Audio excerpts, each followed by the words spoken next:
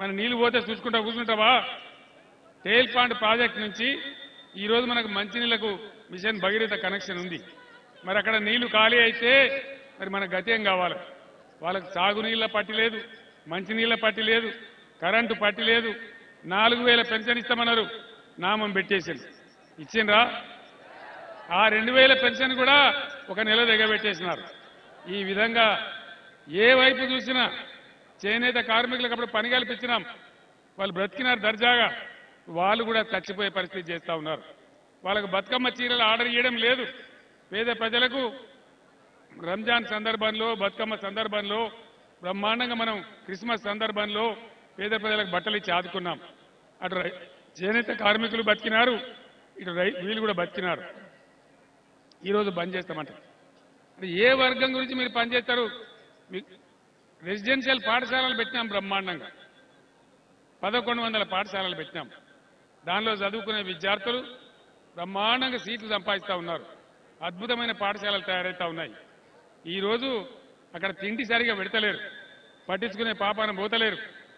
అది కాలుష్యం వచ్చి 135 మంది విద్యార్థులు ఇప్పటిదాకా అస్వస్థతకు గురైనారు. 4-5 విద్యార్థులు చచ్చిపోయినారు. దాని గురించి పట్టిలేరు. దీని గురించి నేను ప్రశ్నిస్తే, అడిగితే ఏమంటాడు ముఖ్యమంత్రి?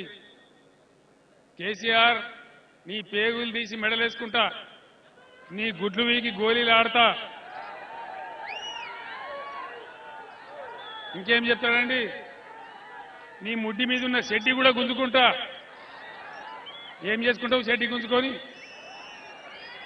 ఇట్లా మాట్లాడచ్చునా? కేసీఆర్ నిన్ను జైల్లో వేస్తా, చెల్లపల్లి జైల్లో పెడతా.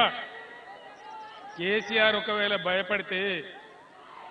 భయపడే బిడ్డనే అయితే తెలంగాణ వచ్చేదా?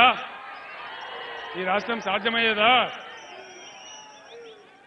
నా జీవితాన్ని పణంగా పెట్టి ఆనాడు నిరాహార దీక్ష చేసి భయంకరమైనటువంటి బాధలు ఎదుర్కొని జైలులో పడి తెలంగాణ సాధించిన కేసీఆర్ను ఈ విధంగా అనొచ్చునా, మాట్లాడచ్చునా? ఇది ధర్మమేనా? మన తెలంగాణ జాతి గౌరవమా? ఇలా న్యూయార్క్లో, లండన్లో, ఢిల్లీలో ఎవరు తెచ్చిండ్రా తెలంగాణ అంటే కేసీఆర్ తెచ్చిండని చెప్తారు.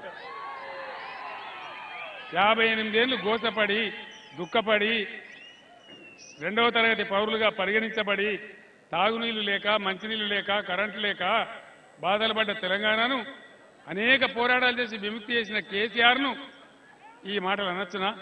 దయచేసి మీరు ఆలోచన చేయాలి.